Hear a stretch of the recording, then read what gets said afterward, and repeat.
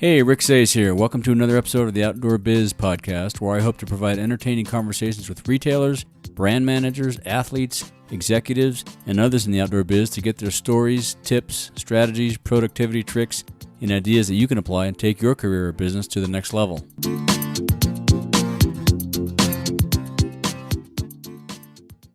This episode is brought to you by Rumpel. I use my Rumpel blanket on chilly photo shoot mornings making coffee. I love it. My Rumpel blanket takes the chill off while I'm waiting for the water to boil. It also keeps me toasty stargazing at night. Get 15% off your Rumpel blanket with code OutdoorBizPod at rumpel.com.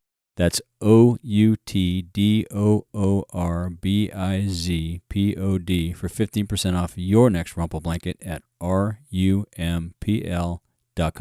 On today's episode, we're speaking with Scott Ohsman. Scott's agency operates in the Pacific Northwest, and he has some interesting thoughts on Amazon and strategies how independent retailers can compete with and against them.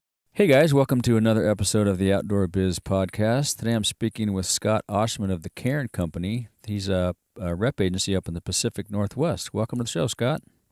Thanks, Rick. Appreciate you having me. Yeah, good to chat with you this morning. So let's start with my initial traditional opening question. Tell us about your first exposure to the outdoors.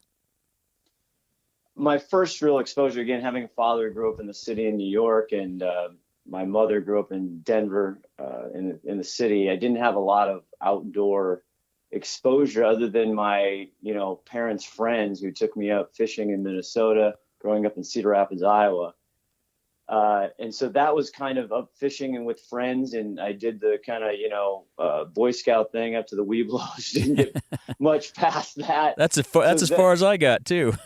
Yeah. So then it kind of just went awry. My father's idea of, roughing it was, the Hyatt in Chicago. So nice. that's kind of the father-son stuff we did. And, honestly, I kind of had different experiences depending on how you call outdoor. My mom was we went on trips and got to go horseback riding and went to Grand Canyon and stuff. So I was exposed in different ways, not the traditional, backpacking and tents, all that. Not until actually I got into this business. Oh, wow, really? I started repping, and then I got the gear and then got into it and then had a family and started. That's really the major exposure is when I moved to the Seattle area. Wow. And so what was your first job in the business? Well, it was because of my wife's stepmother, who we call a faux mother-in-law, but Chris Olson. She had been an outdoor rep. She actually was a buyer for an old sporting goods store here in Seattle years ago, and she started the rep business. And we moved up here, and she knew a guy, Fred Adams, who's passed away, unfortunately, who was the JanSport rep. And I was up here looking for a job, and she said, "Hey, I know this great kid, you should hire him." So I bugged him for 2.5 years, and then finally did some computer work for him back in the day. And he finally said, "Hey kid, we got a gig for you." So wow. I started with his agency in multi-brand. JanSport was our big line. And I drove around Oregon and Washington, and that's kind of how I got in the rep business. But I'm kind of a weird duck in that way. I came out of like traditional wholesale marketing, sales and marketing. Okay. I wasn't the kid working on the floor and working my way up. And so I sold laundry services. I sold long distance. I did all kinds of stuff. So I really came into it kind of a traditional sales and marketing background. Gotcha. So from a more mainstream product line and product categories and so forth. Yeah. Oh, interesting. So, and I think I heard somewhere that you have a hobby as a sportscaster, right? I do. It's my fun hobby. Larry Harrison wanted me to ask, so how does a sportscaster become a smart businessman like you? Or something like that. Oh, Larry's got a great announcing. He does this great announcing thing. I love that at sales meetings stuff. So he has a lot of great things, Larry. yes, he does. I love him. I basically have, if you ask my wife, I've been doing play-by-play for 25 years and my kids about everything. So I'm a huge sports fan, huge sports junkie, team sports, a lot of that stuff. So anyway, our local high school, there's a gentleman who was streaming. We got connected, and we ended up streaming online, stsbn.com, and we do it as a hobby, and it's pretty cool. So we do play-by-play for football, basketball, My kids are into lacrosse. We got into lacrosse, baseball. That's awesome. And it's just something I just love. Yeah. I love to do. To do. And do you do it on site? You must be on site, right? Yeah. So we go, and that's the fun. I mean, high school sports, I tell you, on a Friday night, even the basketball gym, I mean, there's just something about if you get the fervor and the atmosphere of a local community, it's just pretty cool. A lot of energy if the community's behind it. Exactly. Yeah. So, so you gave a great presentation at the recent OR show that I missed, and you spoke about Amazon, and you talked about everybody's, rightfully so. You said everybody's freaked out about Amazon. Amazon's blowing up. They're growing like crazy. But you talked about a paradigm shift. Why don't you tell our audience a little bit about that as you see it, as you described it? That was a great description, I thought. Yeah, I think and this has been happening here since the age of technology, of the internet, as I say, the interwebs. And then Amazon kind of is the game changer here because of the price matching, their ability to basically scrub the entire internet and match prices in nanoseconds. In nanoseconds, real time. Yeah. The paradigm shift is what's happening on a macro level is for over 100 years, and speaking the U.S. specifically, manufacturers and retailers got to decide when, where, how much the consumer bought. What they saw, how much it was. Right. They controlled a lot of that thing, a lot of the process there. What the consumers, their choices were, and how much they're going to pay, and the value. Mm-hmm. What's happened because of the internet and because of Amazon and price matching is now that has shifted really where the consumer is now in control with reviews, with price matching. They're deciding the value, how much, and the quality and all those things of these products. So this is driving manufacturers and retailers nuts because all of a sudden the consumer is driving and making decisions for them. They have lost control. They're driving the bus, right? Yeah. They are driving the bus. So I think that's a massive paradigm shift. And then you're seeing the reflection of that. It's putting pressures and compression on not only the supply chain for manufacturers and brands, and then also the retail compression of price, right? Everybody wants a deal. Everyone's looking for the best deal. And then now reviews have added a sense where a retailer or manufacturer can say, hey, this product I think is $100 shoe, for example. Right. And the reality is the market, meaning the consumers, because of Amazon or reviews and price matching, they are saying, you know what, that's a $60 item. Right. So it's a huge shift that's happening in the retail market. They're calling the shots, yeah. And how long have you been working with Amazon, and when did you first start working with those guys?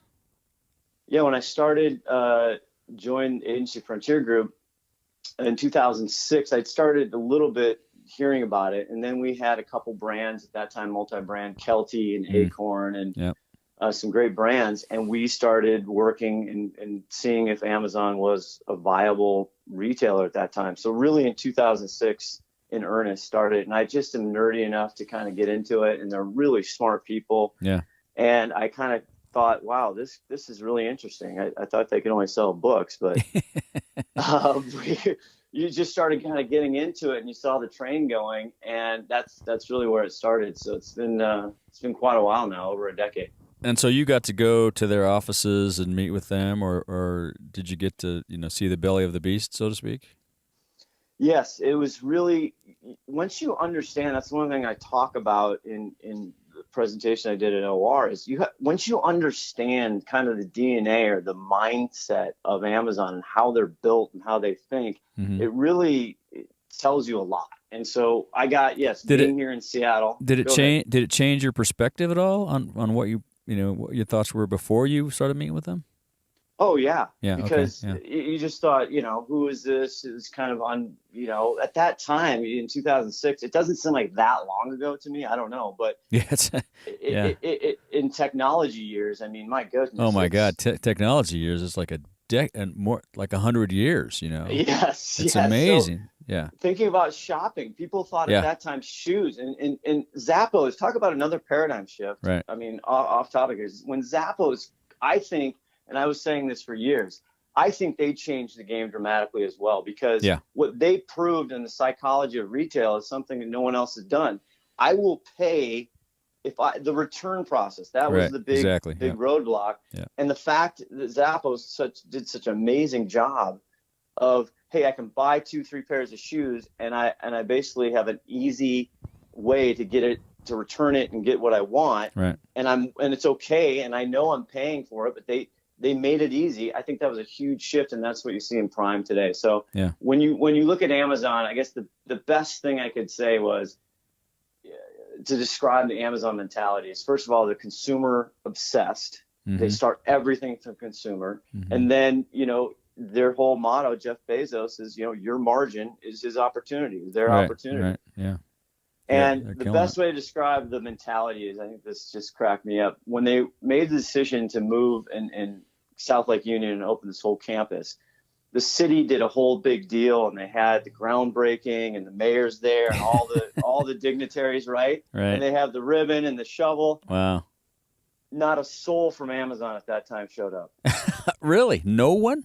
No one. Not a junior VP director level? Nothing. Nobody. Wow. Nothing. And that, in a sense, that is the microcosm of the mentality of Amazon, because that stuff isn't a big deal to them. They got their head down. Yeah. They're just working to try and make it a better experience for the consumer, value and selection. And so they didn't even think to send anybody. Wow. Interesting. And they caught a lot of grief for that, by the way. But yeah, that just tells you their mentality. Yeah. Well, they are just, laser focused on the consumer. So you also mentioned in your presentation that the path to purchase, and Amazon has impacted that a little bit. I think we may have addressed that a little bit in our earlier conversation, but tell us more about that. I think, again, that's we've talked paradigm shifts or big macro trends, and it's not just Amazon. It is the 80 million, millennials, the golden, what everyone's trying to figure out is how people start and finish their purchase behavior is completely changed over the last, you can even say last year, last 2 years, last 3 years, because whether they start in the store, physical store, whether they start on their phone, whether they start online, how they get into the market to buy that product, their browsing, their behavior, all of those things, the path to purchase is what's driving marketers crazy, because it's really hard to figure out. So what percentage does Amazon have any numbers, or do you have any numbers on, say someone's at home thumbing through a catalog and they see a pair of shoes or a shirt or something they want. What percentage of people then immediately go to their phone or some web browser to continue that shopping versus take the catalog and go to a store? It's got to be huge. It's massive. So, in 2016, 55%, over half the U.S. consumers started their search on Amazon.com. Wow. Started on Amazon specifically. On Amazon. Wow. They overtook Google in 2015. Wow. It jumped 10% in a year.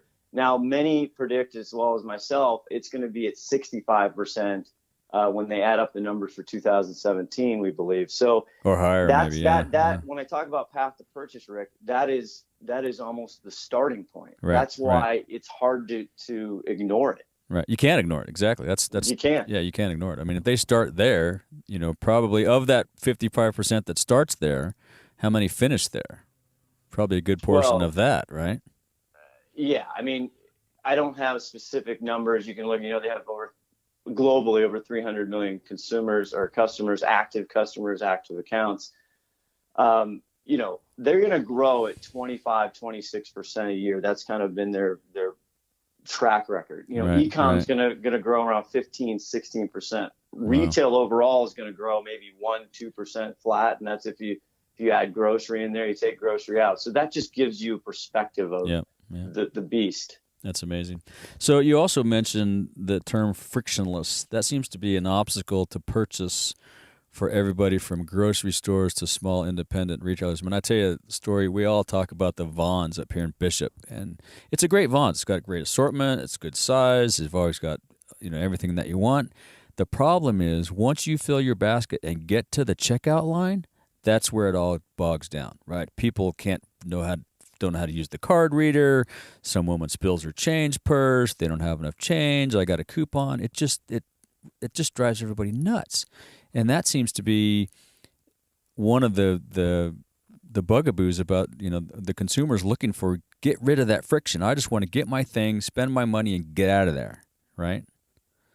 Absolutely. And so we're on an on-demand, psychology here, on-demand economics. Everything wants, it's so easy. The frictionless, It's one click. Friction. You know? It's one click. It's the experience. Yeah, and that is what, again, Amazon kind of set the table. Nordstrom used to set the table for service. Right.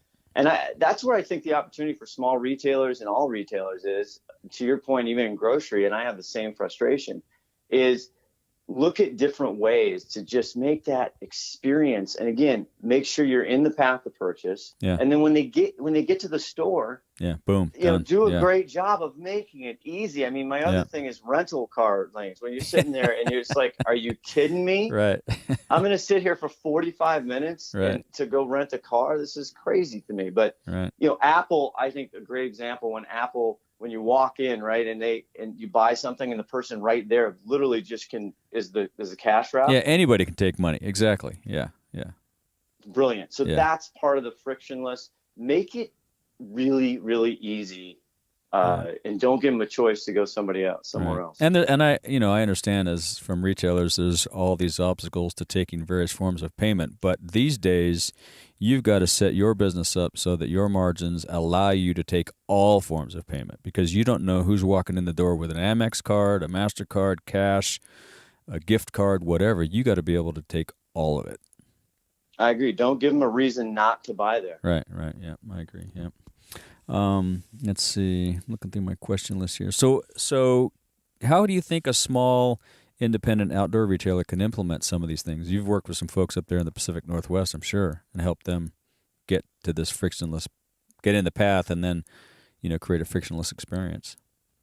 Yeah, we're trying to, again, and we haven't pulled the trigger on some things on this specifically, but things I talk about where instead of trying to fight the uphill battle of online, e-com and price matching, everything else, why don't you use that as an advantage? In meaning that, there's repricing tools, there's out of the box, very low cost, you can go buy off the shelf. So we're talking about, is there a way when I walk up to a shoe or to a product or a bag or a pack, is there a way to have a little monitor there that you set, and so it's a repricer? So the consumer's going to walk in, and if they're going to look at their phone, why not just make it, answer the question before they ask it, and have a repricer there saying, hey, this is our best price. The retailer then sets a minimum so they don't lose money, right? We're not suggesting that, but put the repricer then. The other thing drives me crazy is you don't just say it's Amazon, but put the stars. This is a 4.5 stars over 1,500 reviews, and then put what you think is the most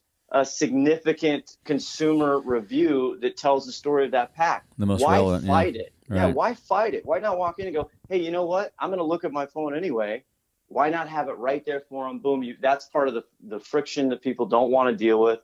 You've already answered it.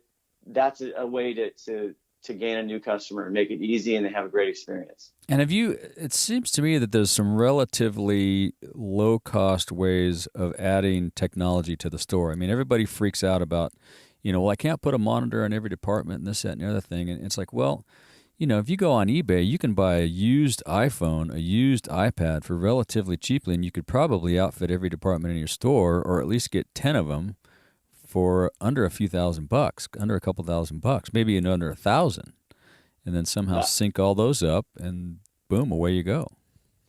I think, survival is the mother of invention, my father always said, and there's a will, there's a way. And yes, I agree with you. I mean, think of the apps and think of all the different creativity as far as different solutions. I think there are more cost-effective ways to do what we're talking about than people realize. Right. And what about Amazon Prime? That seems to be, really everybody I know is part of Amazon Prime. Is it? Do you have any ideas of how a retailer can implement something like Amazon Prime? Some kind of a loyalty, Yeah, I talk about, a game mechanic. I talk about why the psychology of it is interesting to me. Is why do people like, I go on planes quite a bit, and you're sitting there and people are playing games. It's great. Why do people love that? They don't get a monetary reward there. They don't, people like to challenge other things. They like to challenge themselves. They like to win, or the ability. So have a loyalty or game mechanic part of your store. And that's a lot of people do that in a giving way as far as their community. There's lots of wonderful experiences out there where they're doing it, make you feel good, but have some loyalty. I always admit it. I'm the biggest point junkie of them all. I mean, I admit it. I stand up, Yes, I'm a pointaholic. I'm a mileageaholic. Yeah. So A lot. Well, we're all scoreboard watchers these days, right? I mean, whatever yeah. the scoreboard is, whether it's, like you say, miles or points or prime, whatever, we have numbers we watch. So you got to make it. It's part of the whole omni-channel buzzword too, Rick, is when they come in your store, if you have them, I mean, don't take that for granted. You got them in your store, make it a great experience. I think, people are looking at increasing their labor budgets as far as having more people on the floor, more training and expertise on the floor. I think service is one of the greatest opportunities of small independent specialty retail, in my opinion, over the next 2 to 3 years. Yeah, so agree. Make it easy for them. And then the prime conversation is, what I think is staggering. There's going to be more prime whole households in the U.S. than there will be cable subscribers. Wow, amazing. There's going to be probably almost 90 million prime households in the United States of America when they wrap it up in 2017. So 2 days, if you don't have it, make it really easy within 2 days. Make that your goal. Yeah. Within 2 days, you can get that product to that customer somehow, some way. Yeah. I have a friend up here in Bishop. I'm not going to name the store, but what they do so oftentimes too is if they don't have it and they can't get it from the brand, they'll go on Amazon. Their concept is, I don't care where we have to get it. I want the transaction out of the store here. So if you have to get it on Amazon, you have to get a special order from the brand. You get it and ship it to that customer, so it's there in 2 days. And that happens all the time. We had a small retailer that did the same thing. I know many do, because again, you want to be that personal shopper. You want to be the concierge. You want to make it absolutely no friction, and I'm going to take care of it. And that's an added. Then the consumer will then remember you for going above and beyond on the service component. So those couple things. There's no doubt. But Prime, a 2 day free shipping is almost the new standard. If you're longer than that, you're kind of going, that's part of the decision process of, I don't really want to wait. Right, exactly. And so do you work with anybody that is executing dynamic pricing and a solid social strategy? There's a lot of retailers, small specialty retailers, even one door, even two doors, that are now gaining the power of social and utilizing it to drive traffic to their store for either event activation, what they're doing in a community way, either an educational activation. So now I think a lot of the a lot of the retailers are getting savvy and understanding. I mean, Facebook advertising is so inexpensive, and they can target down to a geographical area.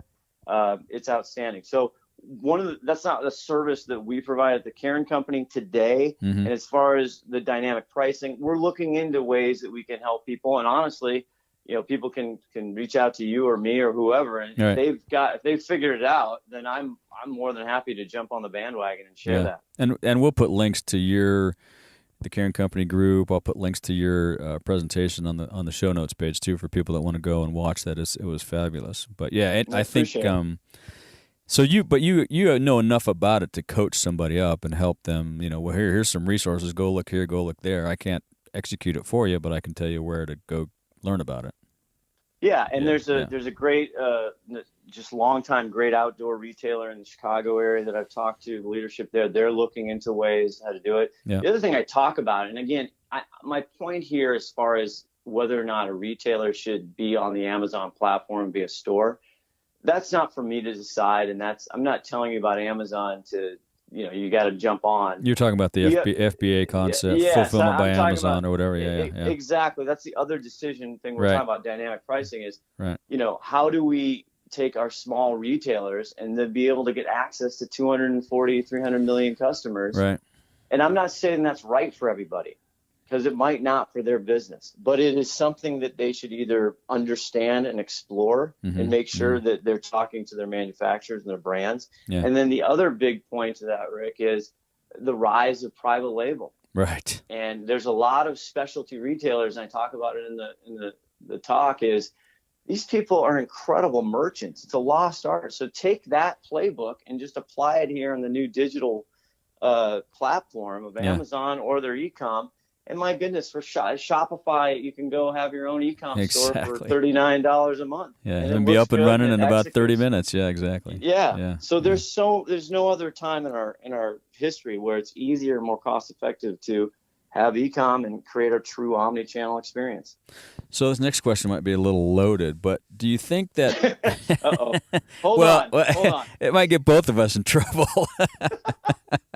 Do you think that retailers that aren't implementing these tactics are either unaware, stubborn because they want to keep doing it their way, or just plain tired of the game and just like there's so much stuff coming at them so fast, it's, I can't keep up, I just want to open my doors and sell stuff? I think it's, complex solutions usually have complex reasons for them. You know what I mean? Yeah. I think it's a multitude of things. And yes, you and I talked a little bit. One of my geeky ecom podcasts I love, which I know you're going to talk about that here. I'm trying to kind of jump the gun here, but the Jason Scott show. This guy goes around to the largest national retailers in the country, and he still is flabbergasted by what you're talking about, where people just go, oh, Amazon's not a big deal, or, our e-com business is only about 5%, and, who cares? I'm not investing in direct to consumer. Right. I think it's generational shifts. I think it's hard. It's something they're not comfortable with. They don't like it. And it's changes the pace of change is very quick. So you got to stay up on it. Yeah. Yeah. Like no other time in our history. The retail market just in the Pacific Northwest, in between 2014 and 15, I have never seen a change that fast. It literally changed dramatically in a matter of 2 years. Wow, that's amazing. So let's shift gears. Anyway, did we get in trouble, Rick? I think we danced around that pretty good. I think you nailed it. I think you're right. I think it's just a combination. Everybody's got their own thing, and it's generational. It's the pace of change. It's a lot of things. And here's the other fact. I think that people have to look in the mirror, and what do they want, and what's right for them is not right for everybody. But here's the reality. We all get caught in our bubbles, and I'm the same way, right? You have to look outside your bubble and see what is going on all the time. Take the blinders off. And the other big thing I talk about is the paradigm shift is brands are becoming retailers. Right. And retailers now have to become brands. That's why you're seeing private label and all the other things. Right. This is a massive, massive undertaking, a shift. And if you just want to, hide under the covers and hope it blows over, I got news for you. Just stop. You're out of business already. You just don't know it yet. Yeah. Well, and I think too that, a lot of folks, for me, keeping up with the technology on the podcast can get a bit overwhelming, but you just got to take it one bite at a time, right? I mean, and take the blinders off and get out of your comfort zone and say, okay, I'm going to sit down and learn how to do this today because I can't go forward unless I do, some technology or whatever it might be. So, take the blinders off is a good strategy. The other thing is important. Some people think, it's too much money. I don't have the educational, the learning curve is just too steep. Right. No, I'm not saying that. No one's saying crawl, walk, run. There's ways to do this with very low risk, very quietly, softly. You can test, A/B test, and get into it. And so you're not ruining your business. You're not taking these massive, huge risks. Right. Your business doesn't have to go down while you're doing this. You can implement implement one thing a week or two things a month, and by the end of the year, you have a whole new business. So, right. So, wow. Well, I feel better already. We got through that one. Wasn't that loaded? No, it wasn't. No. So let's shift directions a little bit here. How about some favorite books? You must read a lot. Do you give books as gifts? What are your favorite books? One of my favorite books is called Contagious by John Berger, and I actually gave that to a great specialty retail store in the Portland area. Awesome. The two owners. And what it talks about is a scientific measurement of why things are cool. Why do people actually want to go buy this product, this brand, or go to the store, whatever it is? Yeah. And so it looks at a pretty interesting scientific way of why do people like what they like. I used to say when I was at North Face, whatever little magic dust was on that label on the left chest, I don't know what it was, but it was unbelievable, right? Why do people love it today? And you can talk about branding as well. And they get hot for a while, then they fall out of favor, and then they come back and get hot again, and it shifts a lot. Yeah. The other book that I do give out a lot is, again, by one of my greatest mentors, Alden Mills. It's called Be Unstoppable. And really, I think it's one of the better team building, leadership, because a lot of these retail stores, a lot of brands, it's about the shifting workforce and trying to keep good people and the pressures of those things. So it really breaks down actually true team, true leadership. It's one of the best books as far as if people are down about things and you kind of just think like, God, I need a break. Right. It really, it's done in a fun way. It's an easy read, and it really can show you some real easy, actionable things to take to your business and your store and your brand or wherever you work, and really create a really great, cool team environment. Oh, perfect. Well, we'll link to put links to those in the show notes too. And just for everybody that doesn't know, the show notes are on the outdoorbizpodcast.com. Just search for the Scott Ohsman episode and you'll find the page. How about your favorite outdoor gear purchase under $100? Oh, well, I got to do some self-promotion here. If you don't mind. Just go for it.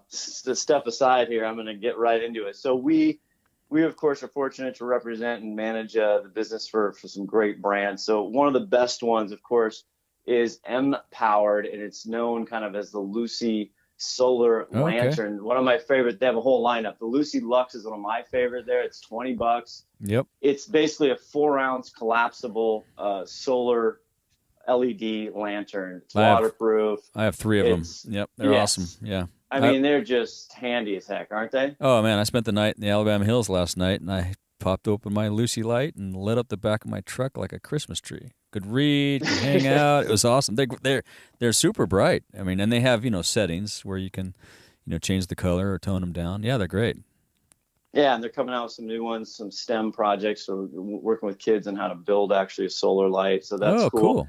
Yeah. My second one is from one of our longtime partners, Mountain Smith, one of the great brands in the outdoor industry.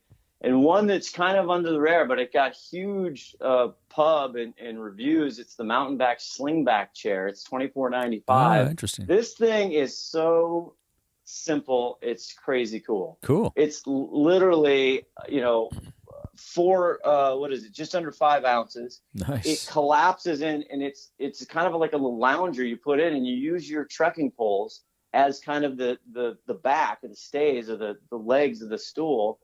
It's just a simple, lightweight, cool item. Mountain Smith Slingback chair. Awesome. Well, we'll link to those. One of the best gifts ever. Awesome. Cool. And how about some apps or podcasts or stuff you use to stay motivated, sharpen the saw, anything like that? Well, you and I went back and forth. I know you're a sports guy, so you must listen to a lot of sports podcasts. I do. I love the Tony Kornheiser show. Yeah. That's a long time I've been listening to that too. The Jason and Scott show, and it's Jason and the Scott is SCOT. It's Jason Goldberg, who's with Razorfish, a big consulting firm, retail consulting firm, and then Scott Wingo, who's one of the founders and chairman of Channel Advisor, one of the largest marketplace aggregators. So they do, and it's super e-commerce. It's super nerdy, but it's very interesting. If you can kind of get through it, you can pick up some juicy nuggets there. Cool. And then, it just is random other than that, to be honest. There's all kinds of stuff, media podcasts. There's, I like political stuff. So, it kind of goes on from there. Right. And how about any apps? Any apps that you guys use as tools that you couldn't get by? I couldn't get by without Evernote myself, but. Well, one that there's a couple that people are always like, man, that's cool. Where'd you find that? And used to have back in the day, Rick, we had these great little calculators with margin calculators. Right. So this little app called Sales Calc. Okay. I use it all the time. So it has margin calculator, it has markup, it has gross margin, it has percentage. It's just a handy little tool when you're figuring that out. And the other one is Genius Scan, because I use that as my scanner almost all the time, and price checker. It's free still. Yeah. No, it scans documents, and you can send them, email them. I see. Stuff. Okay, cool, awesome. So it's basically a scanner on your phone. And sweet. Well, we'll link to those two too if I'll find those. And anything else you want to say to the audience or ask of our audience? Oh, there's just so much. We just so little time. No, I want to just. The omni-channel thing, I think there's also some endemic things that organizationally are working through, and that's silos. silos, I think, have caused a lot of issues for a lot of brands, a lot of retailers. And I'm trying to do that stuff. I made a big mistake about when we created the kind of Amazon dedicated team out of what was the Frontier Group, and now we're just the Cairn Company. I had the non-Amazon, the territory side, and I had the Amazon side, and it was a silo. I didn't want it to be, but I guess my message to everybody is really step back, look at things, and create more visibility, and have everybody on one bus, one train going there. So I'm a big anti-silo guy. Yeah, I like that. That's my other thing. And then lastly is we kind of hit a lot of these things about frictionless and all these things is the phone. I mean, I know I'm Captain Obvious here, but if you're looking at your business and looking at the path to purchase, let me tell you, Rick, right? No shocker, no newsflash here. Yeah. Everything goes through that phone. Yeah. And so figure out some way, somehow, to be on that phone. Yeah. No, that's good advice. Yep. We all start with the phone. I just got a new phone the other day, and they just get more and more powerful every day. It's amazing. So, yeah, keep up with the technology. So how can people find you, get a hold of you if they want to ask questions, follow up? I'm on the, as my wife calls it, the Twitter at Scott Ohsman. And again, it's spelled Ohsman. That's a cruel, long family story that I'll not go into. We'll talk about that next time. Yeah, I'll spare everybody about that. But also, Ohsman at the Cairn Company, and it's that stack of rocks at the beginning of a trail or universal path, the Cairn Company. And then, Instagram, all that kind of stuff, and the Facebook and all that jazz. Well, again, we'll link to all that in the show notes too. So so you can either listen to it here or see it in the show notes. Reach out to Scott if you have any questions. It's been great. Thanks for the time. Thank you, Rick. Have a great day. Yeah, you do the same. I hope you enjoyed that conversation with Scott Ohsman.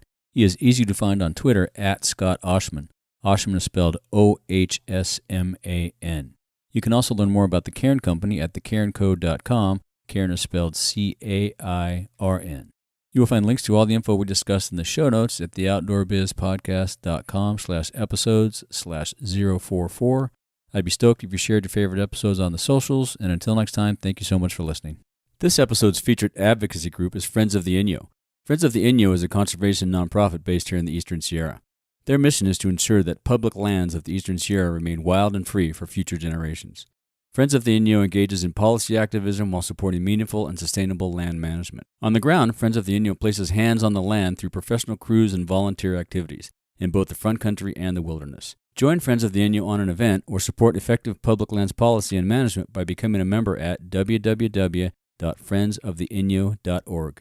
If you want more of the Outdoor Biz Podcast, you can subscribe on iTunes and Stitcher, or go to theoutdoorbizpodcast.com, where you find all the episodes, show notes, and much, much more. You can find us on Facebook and Instagram at The Outdoor Biz Podcast, Twitter at Rick_Saez, that's Saez, and my email is rick@theoutdoorbizpodcast.com. Thanks for listening and all the support, and a huge shout out to all my guests, and until next time, be sure to make time to get outside.